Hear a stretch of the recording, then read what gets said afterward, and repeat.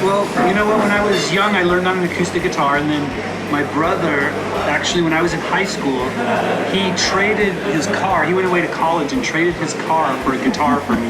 And then I got the Strat, and I never really played any other guitars. I played the Jazz Master a couple times, and I liked that. And then, I played. Someone had a Telly in there, and I was really surprised at how I kind of just figured guitars were pretty much the same. And I loved it so much that our sound guy Ian made me one. I played it for a couple years on tour. Didn't have a whammy bar, so I switched back. And that's kind of the only guitars I've really played.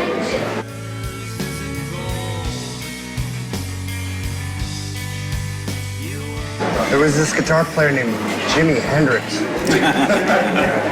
That might be my first remembrances of a Strat, too. Like a Northwest guy? Northwest guy, yeah. From the Northwest, Seattle, I think. And I've been playing acoustic guitar for a couple of years already. Then you see that, and of course, you're like, whoa, you can do that. At home, I got a 57 Esquire that I got at a Guitar Center for $3,000 a few years ago. Been refinned probably 4 times.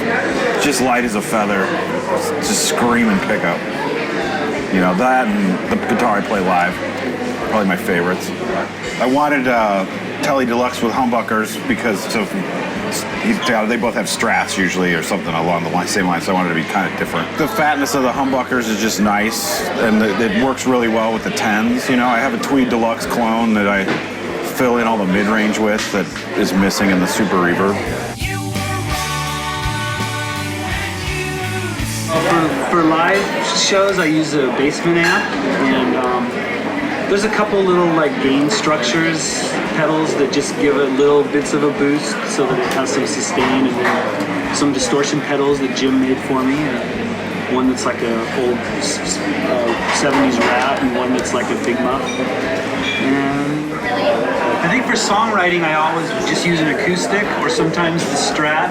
And I don't know that it really does too much for me in that way. My songwriting's more about chords and more about melodies and chord progressions, and then guitar things come later. That gets kind of figured out later. It's like when you're once in a while, trying to find a sound just whatever sound, and you've got to go through different amps and guitar combinations over and over sometimes to find exactly what you're speaking or what you're hearing in your head, Yeah, most of this stuff, I don't have a setup, other than my live one kind of, but so every time we record a record, I kind of feel like I'm starting from scratch again. Let's try this guitar and this amp.